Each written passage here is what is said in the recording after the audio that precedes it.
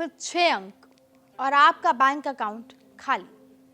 आपके मोबाइल पर एक ओटीपी आता है, आप उसे किसी अनजान शख्स को फोन पर बता देते हैं क्योंकि सामने वाले ने आपसे ओटीपी पूछा होता है। और जैसे ही आप वो 6 अंकों का ओटीपी बताते हैं तो कुछ ही सेकंड में आपके खाते से हजारों या लाखों रुपए गायब हो जाते हैं। आप परेशान हो जाते हैं, कभी बैंक तो कभी पुलिस थाने के चक्कर लगाते हैं, लेकिन आपका पैसा आपके खाते से जा चुका होता है। उसके वापस लौटने की कोई उम्मीद नहीं दिखती।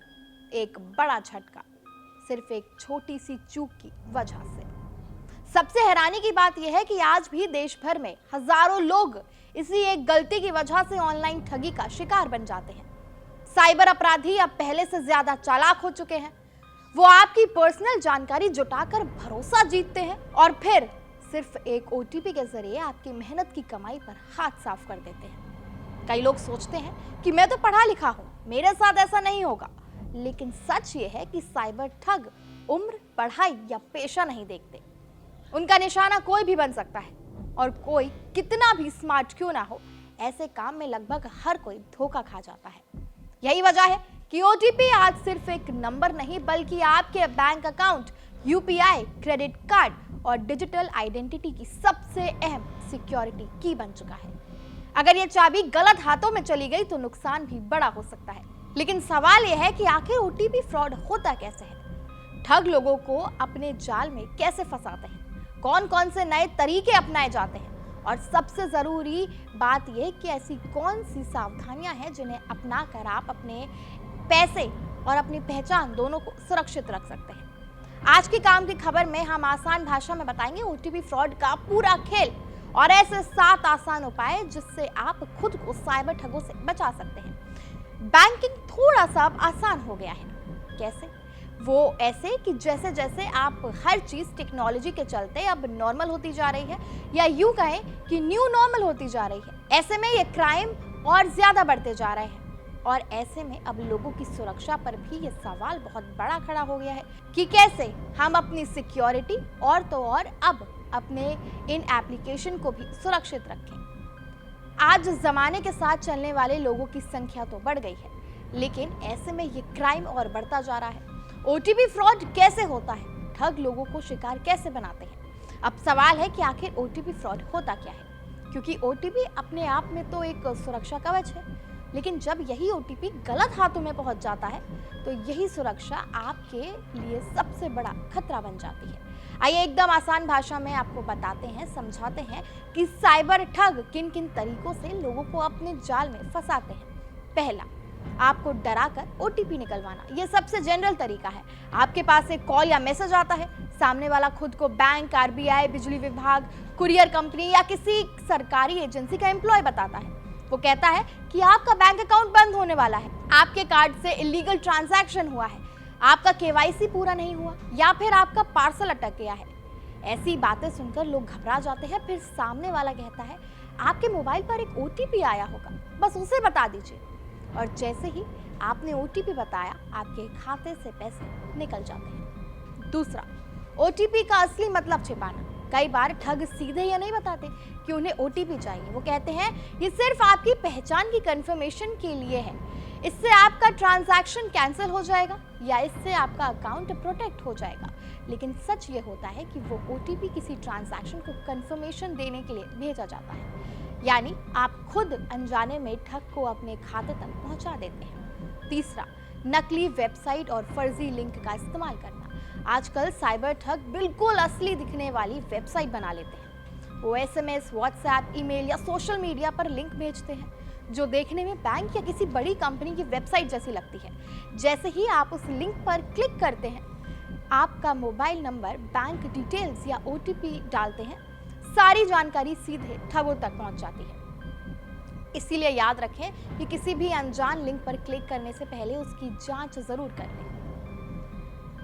फोर्थ है, यानी चौथा है, आपका भरोसा जीत कर ठगी करना। कुछ साइबर ठग इतने प्रोफेशनल तरीके से बात करते हैं कि लोगों को उन पर आसानी से भरोसा हो जाता है। कई बार उनके पास आपका नाम, मोबाइल नंबर या दूसरी निजी जानकारी पहले से होती है। जब सामने वाला आपकी जानकारी बताता है तो आपको लगता है कि वो सच में बैंक या कंपनी से ही बात कर रहे हैं। इसी भरोसे का फायदा उठाकर वो ओटीपी या दूसरी जरूरी जानकारी निकलवा लेते हैं। 5वां, बिना बताए ओटीपी पता कर लेना।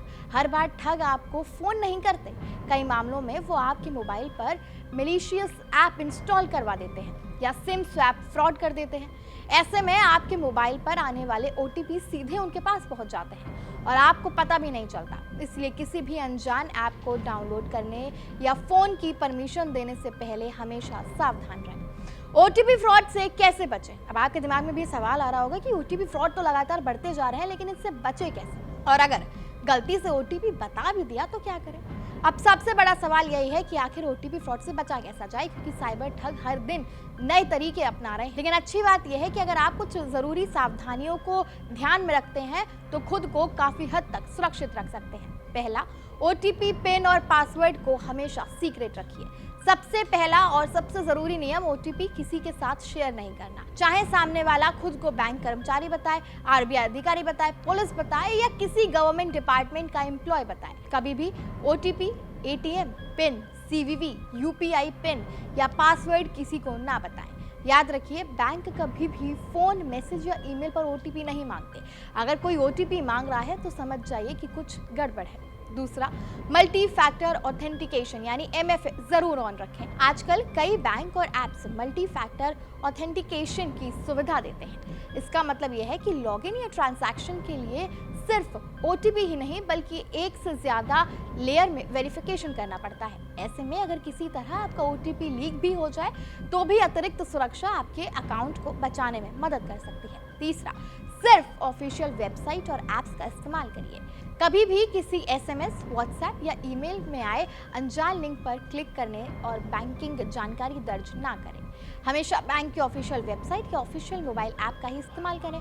अगर आपको बैंक से बात करनी है तो इंटरनेट से नंबर खोजने की बजाय बैंक की ऑफिशियल वेबसाइट या पासबुक पर दिए गए कॉन्टैक्ट नंबर से ही नंबर ढूंढें। ये लोग बहुत करते हैं कि इंटरनेट पे, गूगल पे सर्च करने लगते हैं नंबर, और वो ज़्यादातर गलत होते हैं, यानी फ्रॉड हो सकता है आपके साथ। चौथा, फ़ोन में इंस्टॉल ऐप को ज़रूर चेक करते रहें। कई बार साइबर अपराधी आपके फ़ोन में ऐसे ऐप इंस्टॉल करवा देते हैं जो आपकी जानकारी चुरा सकते हैं। इसलिए समय समय पर अपने फ़ोन में इंस्टॉल किए गए ऐप्स की जांच करें।